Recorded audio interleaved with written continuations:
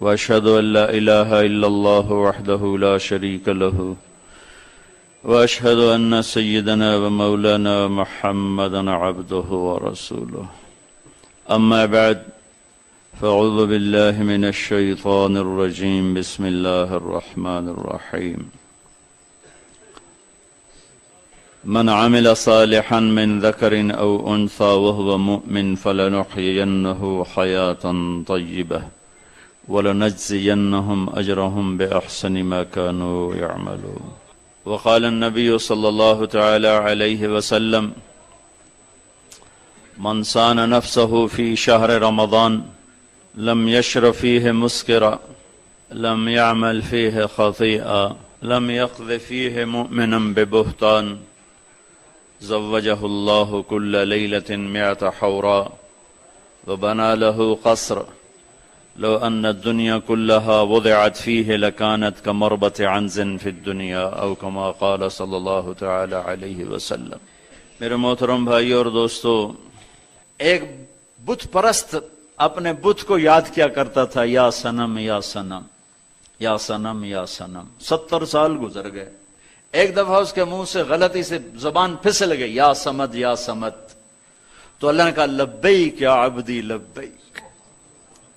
اے ہے لبیک یا عبدی لبیک. فرشتوں نے کہا: یا اللہ، یہ تو تجھے جانتا ہی نہیں، غلطی سے کیا کیا؟ اللہ نے کہا: 70 سال سے انتظار کر رہا تھا کہ کبھی مجھے پکارا. آج پکارا تو ہے، چاہے بھول کے ہی پکارا ہے. اللہ اپنے بندے سے بڑا پیار کرتا ہے. ہم تو مسلمان ہیں، مشرک کافر. ابراہیم علیہ السلام کا مہمان آیا. پہلے آدمی ابراہیم ہے جو مہمان کے بغیر کھانا نہیں کھاتے تھے. پہلے مہمان نوازی کی ایسی بنیاد رکھی. مہمان آیا، کھانا رکھا، اس نے لقمہ توڑا اور منہ میں ڈال لیا. ابراہیم علیہ السلام نے فرمایا: یار بسم اللہ تو پڑھ لے. وہ کہنے لگا: میں تو اللہ کو جانتا نہیں، کس کو پڑھوں؟ تو ابراہیم علیہ السلام نے اس کے آگے سے کھانا اٹھایا، کہا: نکل جا، میں اللہ کے منکر کو کھانا نہیں کھلاتا. وہ اٹھ کے دروازے تک نہیں پہنچا کہ جبریل آ گیا. واہ میرے رب، واہ میرے رب، تو ایسا مہربان. لوگوں نے تجھے کیا سمجھ لیا؟ جبریل آ گیا تنبیہ لے کر. کس کی خاطر؟ مشرک کی خاطر. کس کو تنبیہ کی جا رہی؟ خلیل اللہ. 4000 نبیوں کے باپ کو تنبیہ کی جا رہی کہ ابراہیم، منکر تو وہ میرا تھا، 70 سال سے میں نے روٹی بند نہیں کی، تو کون تھا روٹی اس کے آگے سے اٹھانے والا؟ یہ تو میرا اس کا معاملہ ہے کہ وہ مجھے نہیں مانتا. تیرے پاس تو مہمان بنا کے بھیجا تھا، بولا اسے کھانا کھلاؤ. یہ اللہ مشرک کے لیے ہے. تو ابراہیم علیہ السلام کی دوڑ لگوا دی: او بھائی آجا آجا آجا آجا، میرے اللہ نے تو مجھے ڈانٹ دیا تیری خاطر، آؤ. انہوں نے کہا، وہ کہنے لگا: بھائی ابراہیم، تیرا رب بڑا زبردست ہے، میں اسے مانتا بھی نہیں پھر بھی میری سفارشیں کرتا ہے، چل مجھے اس کا کلمہ ہی پڑھا دے، ایمان بھی نصیب ہو گیا. تو کسی کو گناہ میں دیکھ کے حقیر نہ جانو، اس کی حوصلہ افزائی کرو، اس کو پیار کرو، اس کو سینے سے لگاؤ، اس کے لیے دعا کرو. اللہ کرے گا چھوڑ دے. یہ شرابی ہے، یہ جواری ہے، یہ چرسی، یہ لہجے اختیار نہ کرو. اللہ بڑا غنی بے نیاز ہے. پتہ نہیں کس کو کس بات پہ معاف کر دے اور کس کو کس بات پہ پکڑ لے. اسے کوئی پوچھنے والا ہے؟ لا يسأل عما يفعل. اور کسی کو حق نہیں کہ اللہ کی رحمت کو تنگ کرے. ہاں بے شک اللہ کا قانون ہے کہ یزید اور حسین ایک ترازو میں نہیں تولے جا سکتے. یہ اللہ کا قانون، ورنہ تو ساری کربلاؤں کو آگ لگا دو.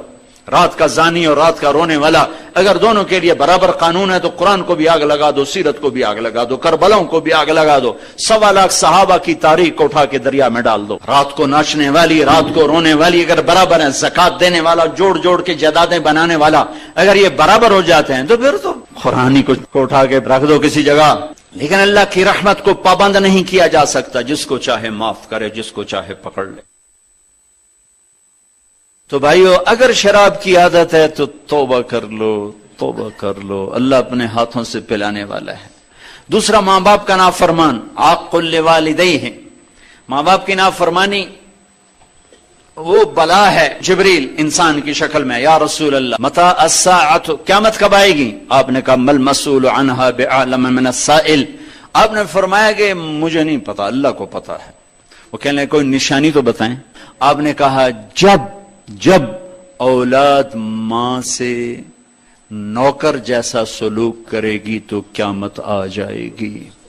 ان تلد الامۃ ربتہا، ماؤں سے نوکر جیسا سلوک ہو رہا ہو، بیٹیاں ماؤں کو جھاڑ رہی ہوں، اولاد ماں کو کی ڈانٹ ٹپٹ کر رہی ہو، باپ کو کوس رہی ہو، تو سمجھو قیامت آ گئی۔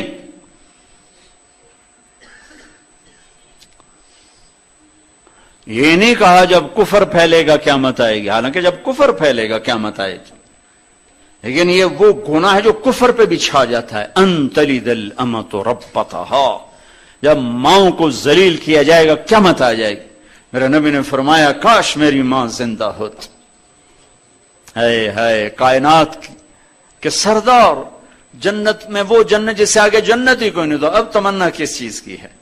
اب بھی تمنا ہے، ایک امت کو سبق ہے، ایک ماں کا مقام بتایا ہے، کاش میری ماں ہوتی، میرے ماں باپ ہوتے، یا میری ماں ہوتی۔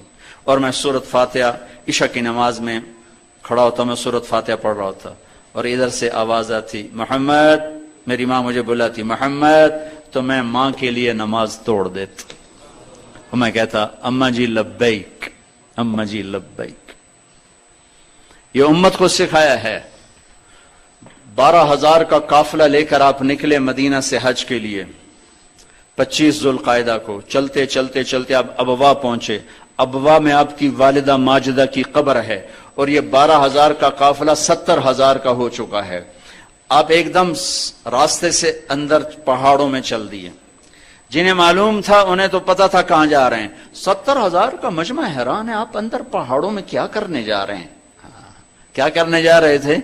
ماں کی قبر کی زیارت کے لیے جا رہے تھے، کہ وہاں قریب حضرت آمنہ کی قبر مبارک تھی۔ 2000 میں حضرت آمنہ کی قبر پہ پہنچا تھا۔ زندگی سفروں میں گزری، بڑے مقدس مقامات پہ پہنچا، بیت اللہ کے اندر 2 دفعہ گیا، پر جو کیفیت میرے نبی کی ماں کی قبر پر میری تھی وہ کبھی نہیں تھی۔ ابھی بھی میں میرے آنسو نکل آئے، میں ہزاروں دفعہ یہ قصہ سنا چکا ہوں، میں ہر دفعہ روتا ہوں۔ مری کے پہاڑ تو بڑے سرسبز خوبصورت ہیں، جاؤ دیکھو میرے نبی کی ماں کہاں سوئی ہوئی ہے۔ کالے پہاڑ، کانٹے دار جھاڑیاں، کیکر، پتے تھوڑے کانٹے زیادہ، بڑے بڑے پتھر، نوکیلے بھی، بڑے بھی، چٹانے بھی، کوئی راستہ نہیں ہوگا اس زمانے میں کوئی پیدل کا شارٹ کٹ جہاں سے آ رہے تھے ماں، نوکرانی ام ایمن اور اللہ کے حبیب، اور ابوا پہنچنا چاہتے تھے۔ ابوا بستی ہے، لیکن اس سے 10 میل پہلے ہی موت نے جھٹکا دیا۔ صرف 25 برس کی عمر تھی جب میرے نبی کی والدہ کا انتقال ہو۔ باپ بھی 25 سال کی عمر میں، ماں بھی 25 سال کی عمر میں۔ یہ جوڑا صرف ایک کام کے لیے آیا تھا، وہ ہو گیا، اللہ نے ان کو واپس بلا لیا۔ فطرت اسلام پہ رکھا اور فطرت ایمان پہ اٹھا لیا اور اپنے پاس بلا لیا، کام ختم ہو چکا تھا۔ بچہ 6 سال کا ہے، ماں جوان ہے، غالباً دل کا دورہ پڑتا ہے کہ بولا نہیں جا رہا ہے، اور بے قرار ہو کر پہلو بدلتی ہیں، کروٹیں بدلتی ہیں، بولنا چاہتی ہیں، بولا نہیں جا رہا۔ اور کائنات کی سردار ہستی جس کے لیے جنت آراستہ، جس کے ہاتھ میں جنت کی چابی، جس کے ہاتھ میں اللہ کا جھنڈا، جس کے سر پہ ختم نبوت کا تاج، جو کائنات کا سردار، انسانوں کا سردار، نبیوں کا سردار، رسولوں کا سردار، فرشتوں کا سردار، اللہ کے بعد کوئی ہے تو وہ محمد مصطفیٰ ہے صلی اللہ علیہ وسلم۔ اس جنگل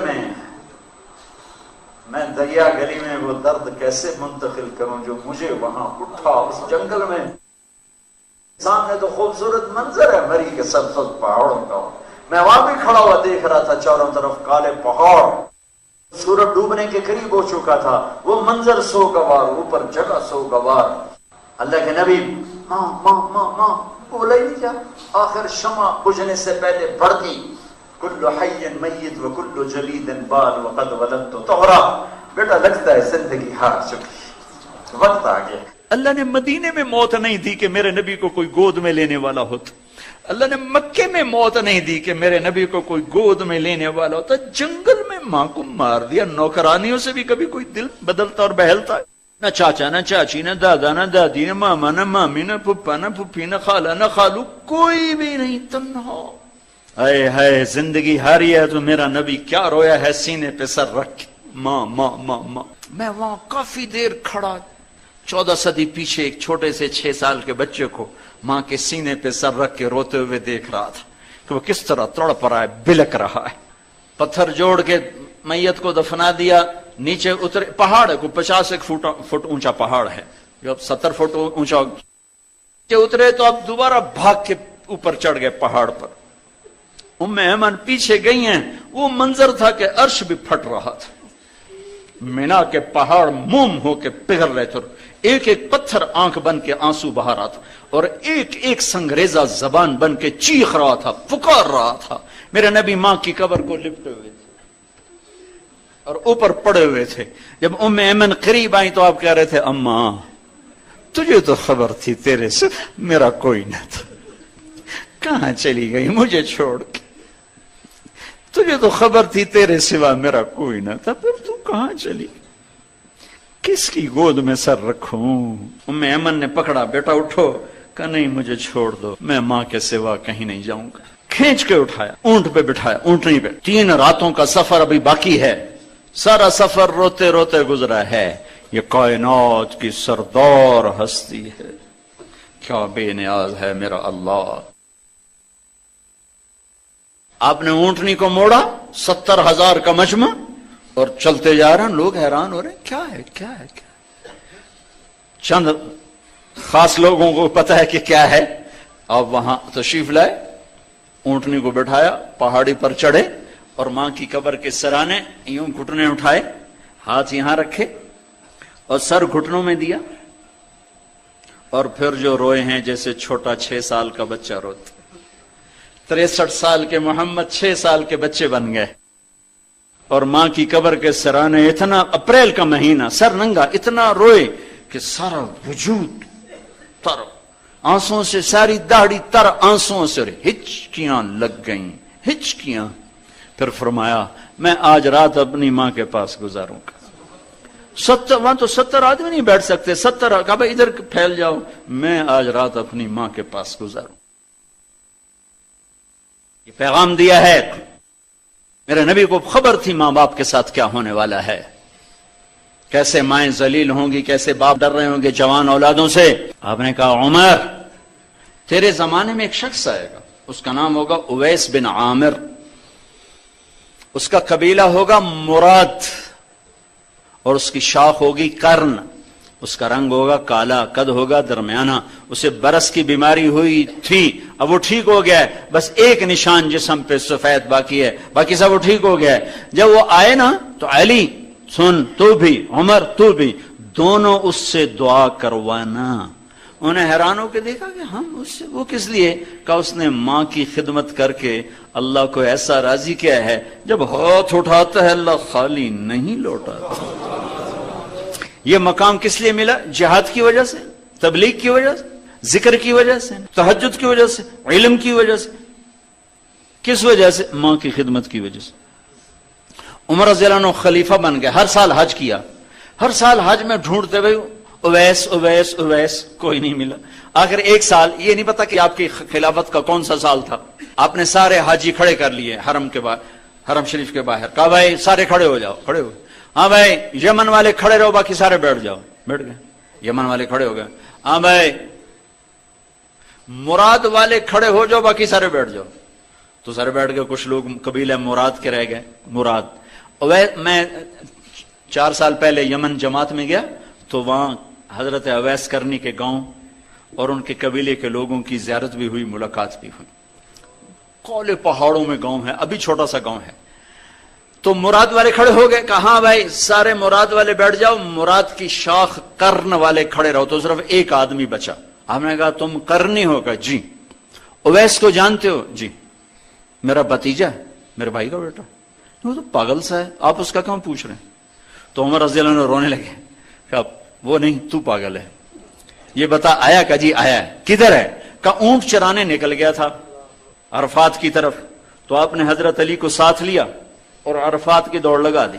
وہاں پہنچے تو دیکھا اسی رنگ روپ کا حلیے کا آدمی جو میرے نبی نے بتایا تھا, ایک کیکر کے درخت کے نیچے کھڑے نماز پڑھ رہا ہے اور اونٹ اس کے گرد چر رہے ہیں. یہ دونوں حضرات آ کے بیٹھ گئے. انہوں نے محسوس کر لیا 2 آدمی آ گئے. انہوں نے نماز مختصر کر کے سلام پھیرا تو حضرت عمر نے پوچھا کون ہو بھائی؟ کہا جی مزدور ہوں. کہا تیرا نام کیا ہے؟ کہا جی اللہ کا بندہ. کہا میرے بھائی ہم تو سبھی اللہ کے بندے ہیں, جو نام تیری ماں نے تیرا رکھا ہے وہ کیا ہے؟ وہ کہنے لگا آپ کیوں پوچھ رہے ہو؟ اسے نہیں خبر یہ کون بیٹھے. وہ تو پہلی دفعہ ہیں. تو حضرت علی بولے یہ امیر المومنین ہیں عمر اور میں ہوں علی بن ابی طالب.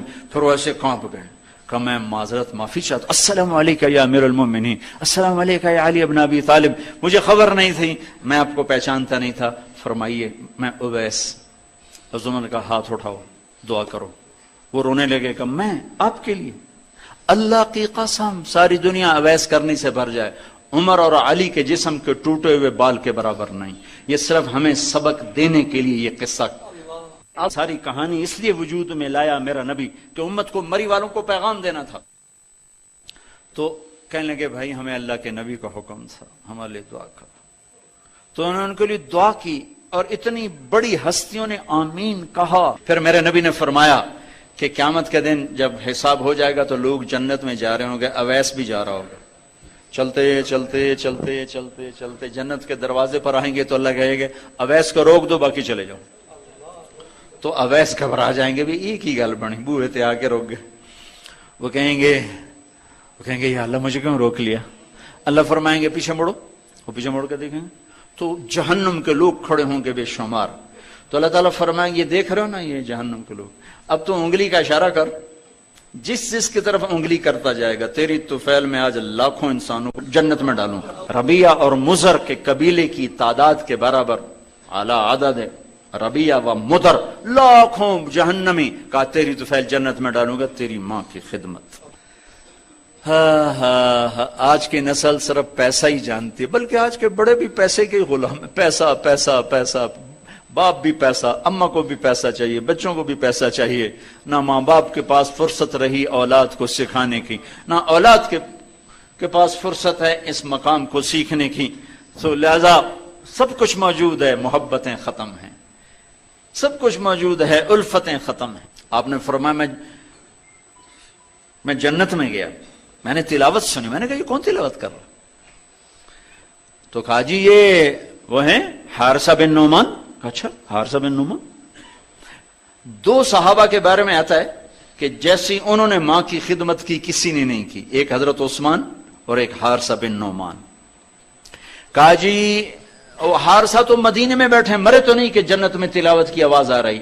یہ تھوڑے سے لوگ ہیں، کتنا بڑا مائک ساؤنڈ سسٹم ہے بات پہنچانے کا، نیچے بھی ہیں مستورات بھی ہیں، سامنے مرد بھی ہیں. حارثہ مدینے میں قرآن کھول کر کہتے تھے بسم اللہ الرحمن الرحیم، اور سیدھی آواز پوری جنت میں گونج جاتی تھی. یہ کس وجہ سے تھی؟ حارثہ کی آواز جنت میں جا رہی ماں کی خدمت کے پیچھے. پھر باپ کا پتہ ہے حق لوالدیہ ہے، ماں باپ کے نا فرمان کی نہ دنیا ہے نہ آخرت. ایک صحابی ہے، یا رسول اللہ میرا باپ نا میری کمائی میں سے خرچ کرتا، مجھ سے پوچھتا ہی نہیں، اور شرعاً قانوناً اگر میری کمائی، میرے باپ کی جو کمائی ہے یا زمین ہے جائیداد ہے اس سے الگ میں نے اپنی محنت سے کوئی کمائی کی ہے، وہ میری ذاتی چیز ہے، قانوناً میرے باپ کو بھی پوچھنا چاہیے کہ بیٹا یہ تمہاری چیز میں لے سکتا ہوں، یہ پیسہ میں استعمال کر سکتا ہوں، قانون یہ ہے. تو اس نے قانون کی بات کی کہ میرا باپ میرا مال اٹھا کے خرچ کر دیتا، مجھ سے پوچھتا ہی نہیں. آپ نے کہا اس کے باپ کو بلاؤ. اس کے باپ کو بلایا تو وہ انہوں نے پوچھا کیوں بلا رہے ہیں؟ کہ تیرے بیٹے نے تیری شکایت کی. تو اس کو اتنا غم لگا کہ وہ کٹ کے مر گیا. اور عرب کی شاعری تو پھر پوری دنیا میں مشہور ہے، آج بھی مشہور ہے. تو اس نے دل ہی دل میں کوئی شعر کہے، درد بھرے دکھ بھرے، اور وہ انہی شعر کو اپنی زبان سے نہیں دل ہی دل میں کہتا کہتا دربار رسالت میں مسجد میں پہنچا تو جبریل پہلے آ چکے تھے. کہنے لگے یا رسول اللہ، اللہ تعالیٰ فرما رہے ہیں کہ آپ اس سے کہیں کہ پہلے وہ شعر سنا جو تیری زبان سے تو ادا نہیں ہوئے، تو تیرے رب نے عرشوں پہ سن لیے ہیں. آپ نے فرمایا بھائی اب تمہارا کیس سنوں گا، پہلے وہ شعر سنا جو تیری زبان سے نہیں ادا ہوئے. اللہ نے سنے. کہنے لگا یا رسول اللہ میں گواہی دیتا ہوں آپ سچے رسول ہیں، آپ کا رب بڑا طاقتور رب ہے، آپ کے رب کی قسم زبان سے ایک لفظ نہیں نکلا. دکھ بھری فریاد تھی جو دل کی دنیا میں اٹھی اور وہیں گم ہو گئی، سینے سے اٹھی اور سینے میں دفن ہو گئی. پر آپ کے رب نے عرشوں پہ سن لیا۔ آپ نے کہا اچھا سنا تو صحیح میرے بھائی۔ میں کہا جی میں نے کہا غزوتک مولودا ومنتک یافعا تعل بما اجنی علیک وتنہل واذا ضاقتک بالسقم لم ابت لسقمک الا ساہرا اتململ کانی انا المتروک دونک بالذی ترکت به دونی فعینی تحمل تخاف الردى نفسي عليك وإنها لتعلم أن الموت وقت مؤجل فلما بلغت السن والغاية التي إليها ما مدى فيك كنت أؤمل جعلت جزائي غلظة وفظاظة كأنك أنت المنعم المتفضل فليتك إن لم تر حق أبوتي فعلت كما الجاور المجاور يفعل فأوليتني حق الجوار ولم تكن علي بمال دون مالك تبخل۔ میرے بچے جس دن تو پیدا ہوا اس دن سے ہم نے اپنے لیے جینا چھوڑ دیا، ہم نے تیرے لیے جینا شروع کیا۔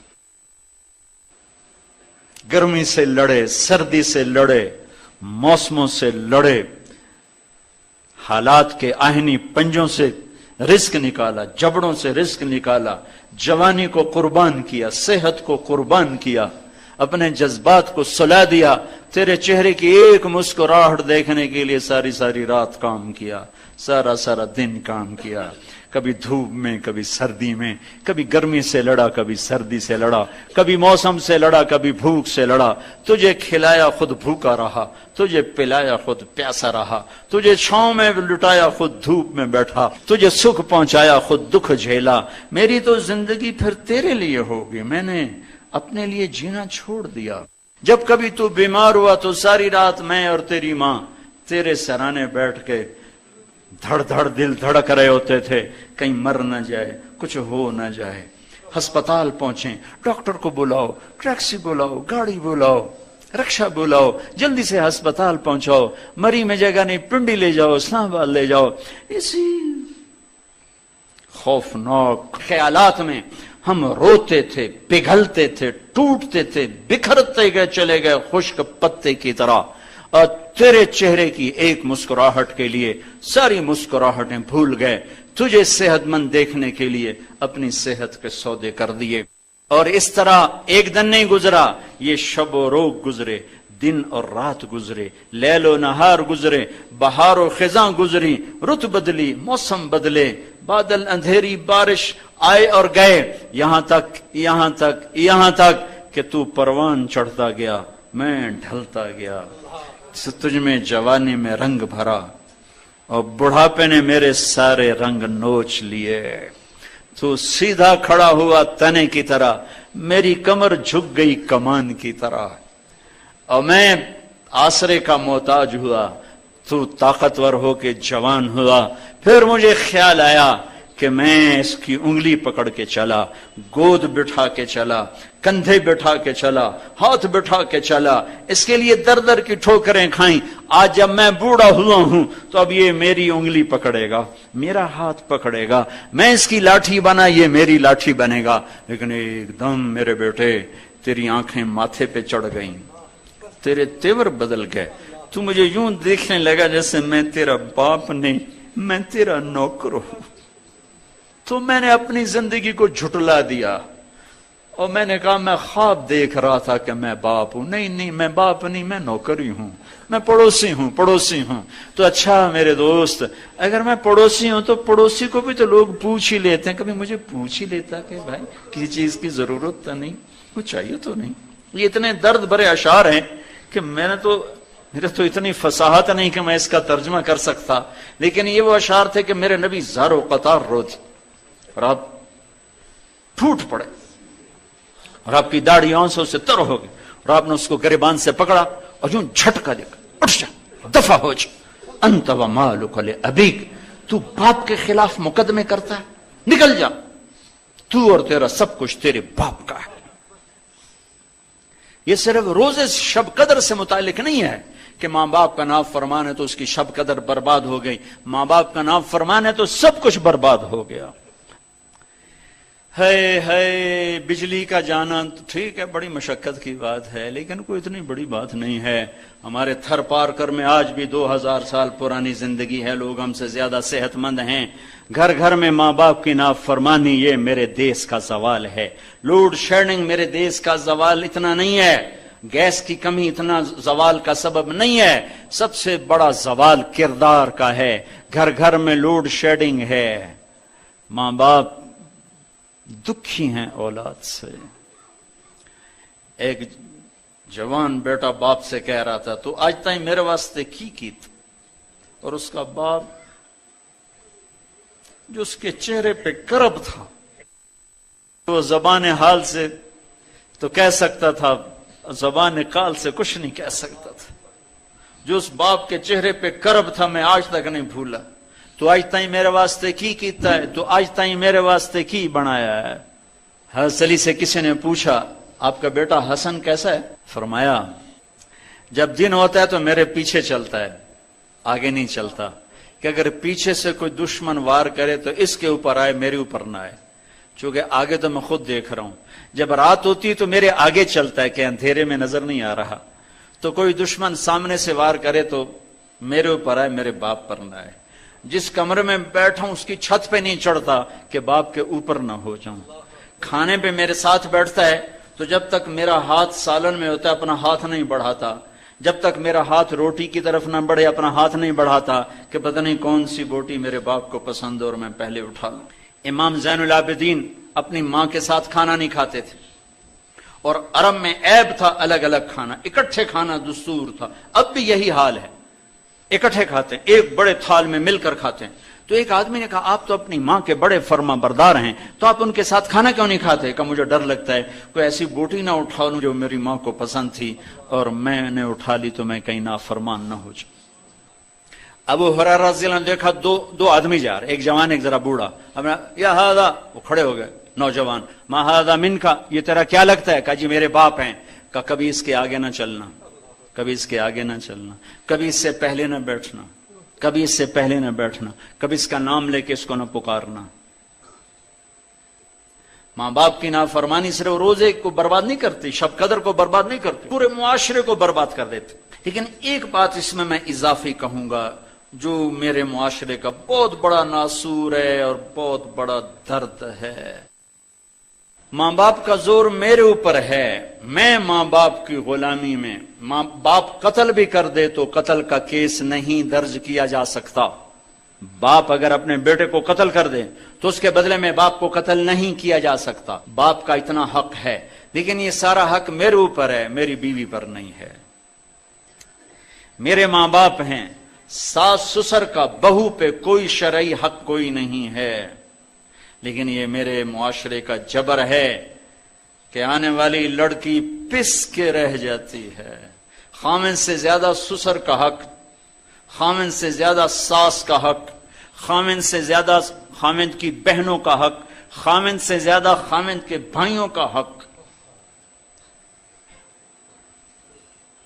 یہ ظلم و ستم روا ہے، اور ہر گھر میں کوئی کروڑوں میں ایک گھر ایسا ہو جس میں رواداری ہو تو الگ بات ہے، لیکن ہر معاشرے میں یہ ظلم ہے۔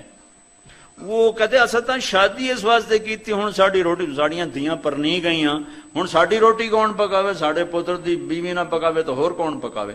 ہاں اس کی سعادت ہے وہ پکائے، اس کی جنت ہے وہ پکائے، اس کی خوشبختی ہے وہ خامند کے ماں باپ کی خدمت کرے، لیکن جان بین میں حق کسی کا کوئی نہیں ہے۔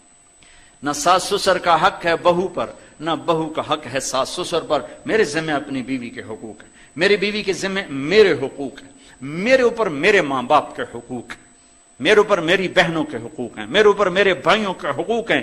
میری بیوی ان کے لیے، یا میری بیوی کا ان پر، یا ان کا میری بیوی پر کوئی حق نہیں ہے۔ لیکن آج ہر گھر میں لڑائی ہے، ساس بہو کی نفرت، سسرال اور بہو کی نفرت، اس نے آگ لگا دی ہے اور معاشرہ انتہائی ناہموار ہو چکا ہے۔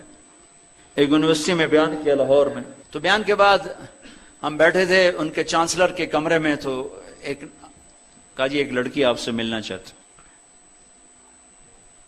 میں نے کہا میں ابھی مصروف ہوں، بعد میں مل لوں۔ کہا جی وہ بہت رو رہی ہے، بہت رو رہی ہے۔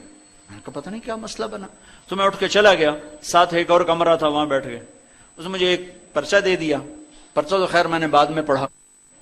مجھ سے کہنے لگی کہ مولانا آپ عورتوں کے حقوق بہت بیان کرتے ہیں, لیکن آپ نے کبھی متعلقہ عورت کے بارے میں تو کچھ نہیں کہا کہ اس پہ کیا ظلم ہوتا ہے اور اس پہ کیا بیت جاتی. میں نے کہا تم طلاق یافتہ ہو؟ کہا جی میں بالکل جوان 22-23 سال کی عمر. کہا جی میں طلاق یافتہ ہوں. کیوں طلاق ہوئی؟ کہا جی میرے اور میرے خامند میں بہت محبت تھی, ہم ایک دوسرے کے بغیر رہ نہیں سکتے تھے. بس میرے سسر نے کہا مینو چنگی نہیں ہو لگ دی انہوں کٹ دے کروں. کہ پورا سال میرا سسر میرے خامند ہوئے مینو چنگی نہیں ہو لگ دی انہوں طلاق دے, ہوئے انہوں فارغ کرو مینو چنگی نہیں ہو لگ دی. کہ تنگ آ کے میرے خامند نے روتے روتے مجھے اپنے ماں باپ کے گھر آ کے چھوڑ دیا کہ میں بے بس ہوں, میں کچھ نہیں کر سکتا. یہ ظلم و ستم تقریباً ہر گھر میں. آنے والی بچیوں کی زندگی آگ بن جاتی. سسرال کا معاشرہ عیب ہی دیکھتا ہے, خوبیاں نہیں دیکھتا. ماں باپ اپنی بچیوں کے عیب چھپاتے ہیں, سسرال والے بچیوں کے عیب ابھارتے ہیں. انہیں اپنی بہو میں 100 خوبیاں نظر نہیں آتی, ایک عیب نظر آتا ہے. یہ میرے معاشرے کا درد ہے, میں دکھ سے یہ بیان کر رہا ہوں. میرے نبی کی شریعت کیا کہتی ہے کہ اگر لڑکی مطالبہ کرے اور خامند کو وسعت ہو, وہ کہ میں نے الگ گھر میں رہنا ہے, تو لڑکے کے ذمہ ہے بیوی کو الگ گھر لے کر دے. اگر الگ گھر لے کے دینے کی وسعت نہیں ہے تو پھر یہ واجب ہے ایک کمرہ الگ اس کا ہو جس کی چابی اس کے ہاتھ میں ہو, ایک کچن اس کا ہو جس کی چابی اس کے ہاتھ میں ہو, ایک ٹوائلٹ اس کا ہو جس کی چابی اس کے ہاتھ میں ہو. اس کا کچن الگ کرے, اس کا ٹوائلٹ الگ کرے, اس کا کمرہ الگ کرے. وہ کچن الگ نہیں کر کے دے سکتا تو کمرے کے باہر ایک چولہا رکھ کے دے دے کہ یہ تیرا کچن ہے. اس حد تک اللہ نے حق رکھا ہے. لیکن ہمارے آنے والی بچی نے اس خامند کے باپ کی بھی خدمت کرنی ہے, ماں کی بھی کرنی ہے, بہنوں کو بھی کرنی ہے, بھائیوں کو بھی کرنی ہے, کوئی اور ہے تو اس کی بھی کرنی ہے. اور کئی تھک ہار کے لیٹ جائے تو تانے الگ سننے. کہیں اس کا الٹ بھی ہے کہ آنے والی لڑکی وہ اس قدر آگ لگا دیتی ہے کہ اپنے خامند کو ماں باپ سے کاٹ دیتی, بہن بھائیوں سے کاٹ دیتی. یہ کیسز بھی ہیں, یہ نہیں کہ یہ نہیں, یہ بھی ہیں, یہ بہت تھوڑے ہیں, بہت تھوڑے ہیں. اس بچے نے مجھے رلا دیا اور کہا مولانا آپ کو پتہ ہمارا معاشرہ متعلقہ سے کون شادی کرتا ہے, بیوہ سے کون شادی کرتا ہے. پھر مجھے یہ حدیث یاد آئی, میں نے اس کو بیانوں میں کہنا شروع کیا. پہلے واقعہ میں نہیں کہتا, اس بچی کے آنسوں نے مجھے بہت سبق دیا. اللہ کے نبی نے فرمایا سب سے عظیم صدقہ بتاؤں, سب سے مہا صدقہ بتاؤں, سب سے بڑا صدقہ بتاؤں. انہوں نے کہا جی وہ کیا؟ کہ الابنۃ المردودہ, جس کی بچی کو طلاق ہو گئی اور وہ گھر واپس آ گئی, اس پہ خرچ کرنا سب سے بڑا صدقہ ہے. چونکہ وہ ماں باپ پر بھی بوجھ بن جاتی تو بھائی تو پہلے ہی آزاد ہوتے ہیں. جو اس بچی پہ خرچ کرتا ہے وہ سب سے بڑا صدقہ ہے. اور میرے نبی نے اپنے عمل سے یا متعلقہ سے شادیاں کی یا بیوہ سے شادیاں کی. ایک کنواری حضرت عائشہ سے شادی کی, خدیجہ رضی اللہ تعالیٰ عنہ بیوہ ہیں, 2 نکاح پہلے ہو چکے ہیں, ہر ایک سے اولاد. صرف حضرت عائشہ رضی اللہ تعالیٰ عنہ واحد ہستی ہیں کنواری جن سے آپ نے شادی فرمائی, باقی سب یا بیوہ یا متعلقہ, یا بیوہ یا متعلق. یا ایک باندی بنی, انہیں آزاد کیا اور ان سے نکاح کیا. جویریہ رضی اللہ تعالیٰ عنہ. کہ ہمارا معاشرہ ہندو معاشرہ ہے, وہ ہندو اندر اتری ہوئی ہے ثقافت کہ متعلقہ بچی رل جاتی, سسک کے مر جاتی, اور سارا ملبہ اس بچی پہ ڈالا جاتا, سارا دکھ درد اس بچی پہ ڈالا جاتا. چھڑو جو چھڑو تا بیوہ ہے, چھڑو جو چھڑو تا طلاقی ہوئی ہے, وہ تو طلاقی ہوئی ہے. میرے نبی کی بیٹیوں کو طلاق ہوئی, رقیہ کو طلاق ہوئی, ام کلثوم کو طلاق ہوئی. طلاق ہونا کون سا عیب ہے؟ اور پھر آپ نے حضرت عثمان رضی اللہ تعالیٰ عنہ کے نکاح میں باری باری دونوں کو دیا. پہلے حضرت رقیہ کو دیا, پھر ام کلثوم کو دیا. جب ان کا بھی انتقال ہوا تو کہا اگر میری 100 بیٹیاں ہوتی اور ویسے مرتی تو میں ایک ایک کر کے سب عثمان کے نکاح میں دیتا.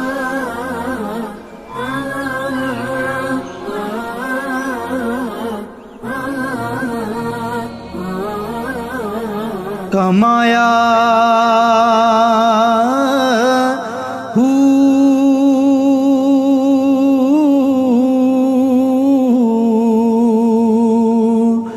نام بھج مسیتی وڑیا نا تسبہ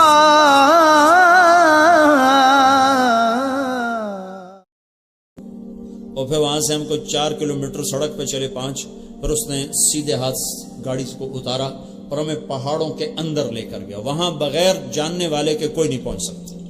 اندر اندر چلتے، کبھی یوں، پتھروں سے ٹکر، جھاڑیوں سے ٹکر، راستہ تو تھا نہیں، تو پہاڑوں کے اندر سے جانا تھا. اوہو، چلتے چلتے چلتے ایک تھوڑی سی اتنی کھلی جگہ ہے جیسے یہ انہوں نے بنایا ہوا ہے، یہ رسے ڈال کے ایسے تھوڑی سی کھلی سی جگہ، وہاں اس نے گاڑی کھڑی کروا دی. آگے پھر ایسے پہاڑ مل گئے تھے، پھر ہمیں لے کے پیدل چلا.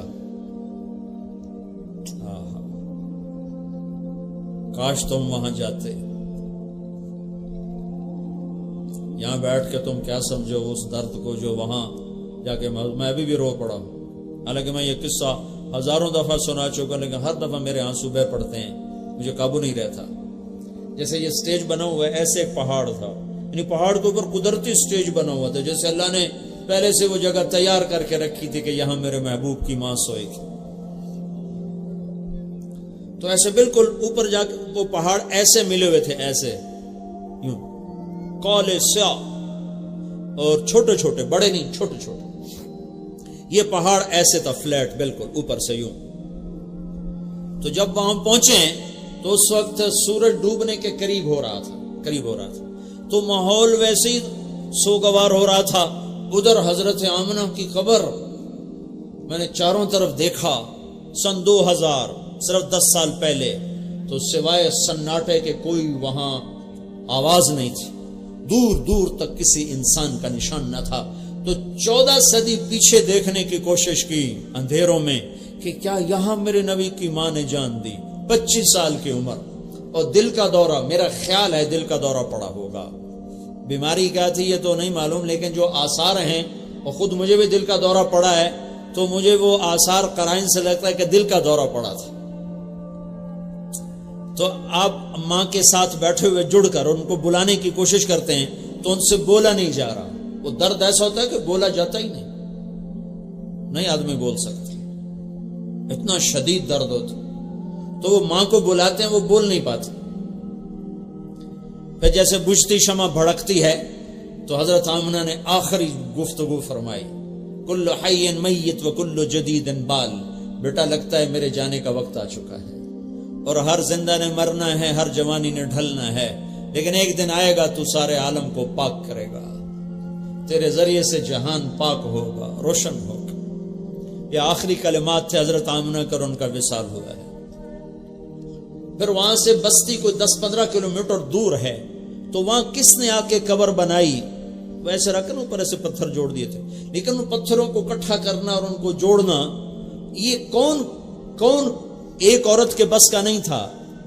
تو کوئی وہاں سے گزرا یا خود حضرت ام ایمن گئیں، کسی کو بلا کے لائیں اور وہاں قبر بنائی. اللہ ہی بہتر جانتا. بہرحال کچھ لوگ وہ ابوا بستی سے آئے ہوں گے جن کے ذریعے سے قبر میں ڈالا گیا. اور جب پہاڑ سے نیچے اترے تو ام ایمن نے دیکھا تو اللہ کے نبی ساتھ نہیں تھے. تو انہیں گھبرا کے دیکھا کہ بچہ کہاں گیا. پیچھے مڑ کے دیکھا تو اوپر سے رونے کی آواز آ رہی تھی. ہائے ہائے. جب حضرت ام ایمن اوپر چڑھی ہیں،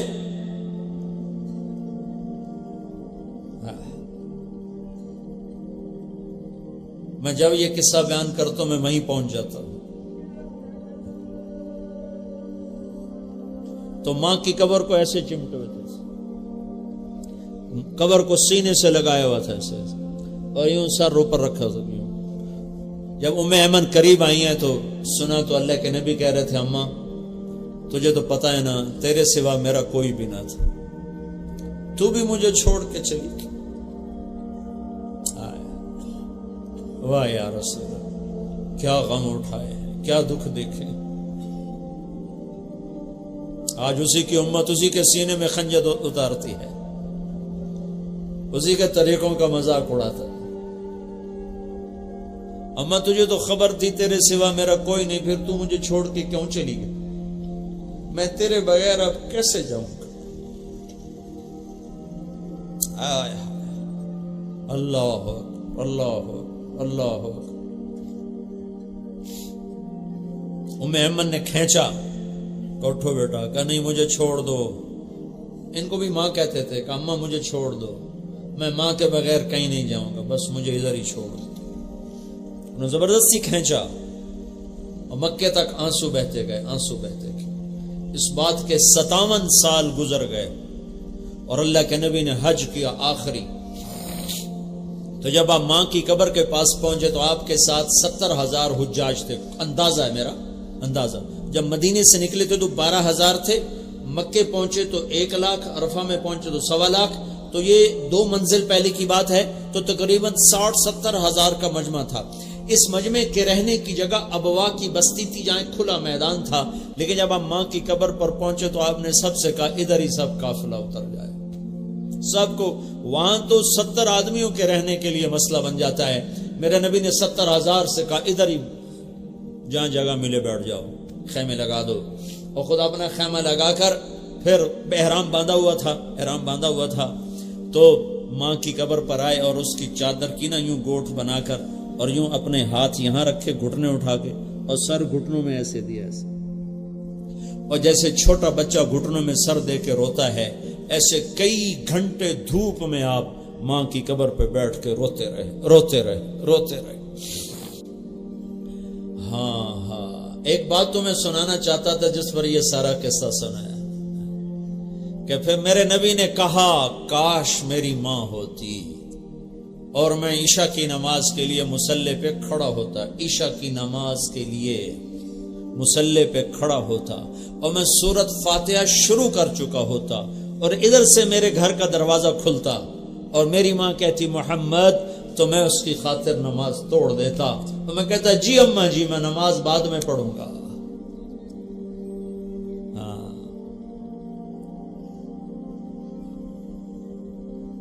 جب ماؤں کو ذلیل کیا جائے گا تو قیامت آ جائے گی۔ میرے نبی سے پوچھا گیا یا رسول اللہ قیامت کب آئے گی؟ کہا یہ اللہ کو پتا ہے۔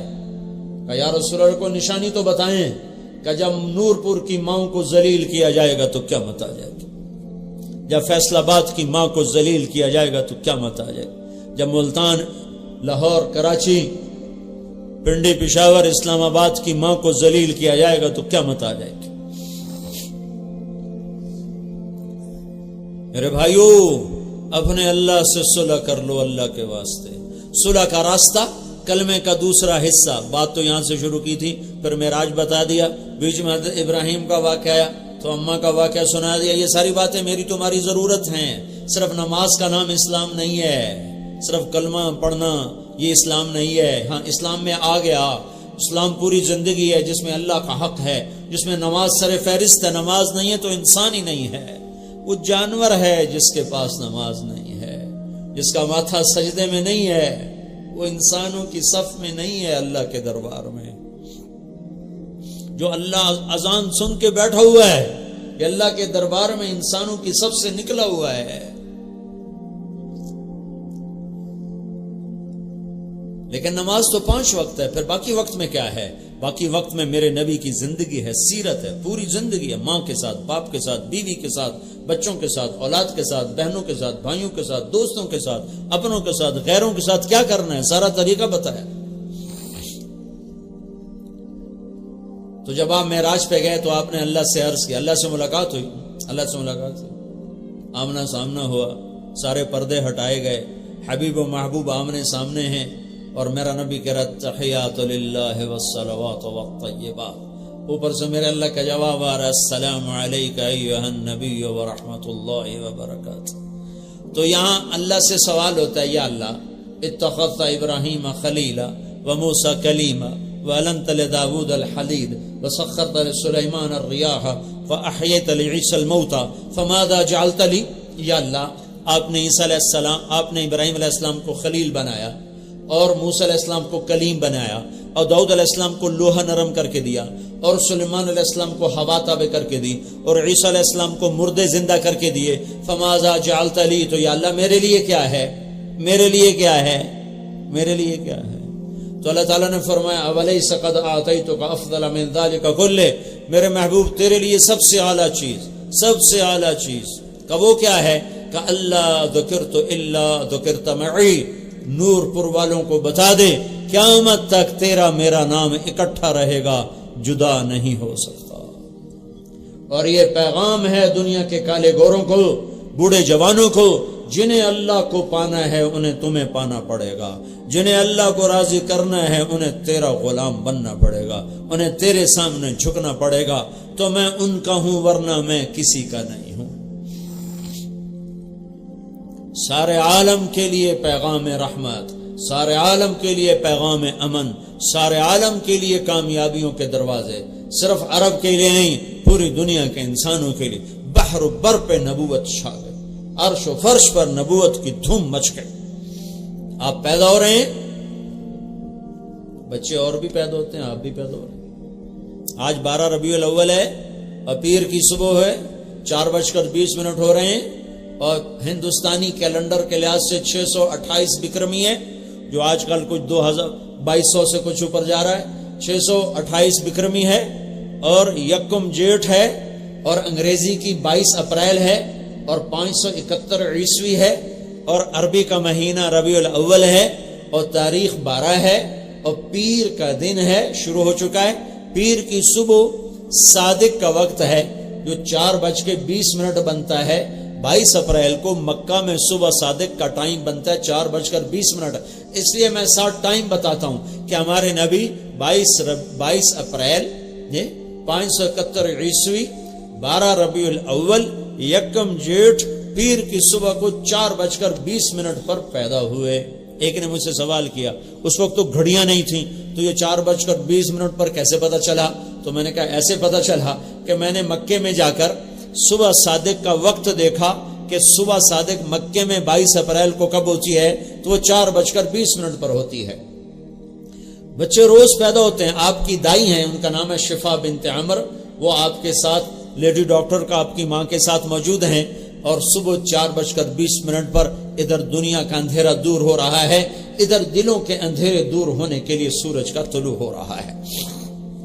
آپ پیدا ہوتے ہیں تو دائی حیران ہے، دائی حیران ہے، چونکہ جب بچہ باہر نکلتا ہے تو اس کا سارا جسم گندگی سے بھرا ہوتا ہے، تو لیکن جیسے جیسے بچہ باہر آ رہا ہے وہ پاک صاف خوشبودار باہر آ رہا ہے۔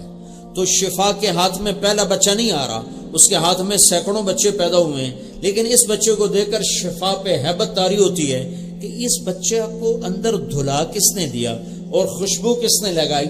پھر اور جب وہ باہر آتا ہے تو اس کا ناف اور ماں کی آنت جڑی ہوتی ہے، اس کو باہر کینچی سے کاٹا جاتا ہے، تو وہ دائی دیکھتی ہے کہ بچے کی ناف اور ماں کی آنت کٹی ہوئی ہے، باہر کاٹنے کی ضرورت نہیں ہے۔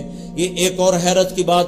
تیسری حیرت کی بات، جب بچہ سارا باہر آتا ہے تو دیکھتی ہے دائی کہ بچے کا ختنہ ماں کے پیٹ سے ہوا پڑا ہے، تو وہ حیران ہو کر بچے کو دیکھتی ہے کہ ایک ذرہ برابر گندگی کا نشان نہیں، الٹا خوشبو مہک رہی ہے، خوشبو ہے، اور ناف کٹا خوبصورت، کوئی کٹنے کا نشان کوئی نہیں۔ کٹنے کا تو نشان ہوتا ہے، کوئی کٹنے کا نشان نہیں ہے، خوبصورت ناف ہے اور ختنہ ماں کے پیٹ سے ہوا ہے۔ لہذا وہ خود کہتی ہیں آمنہ تیرا بیٹا کیسا ہے؟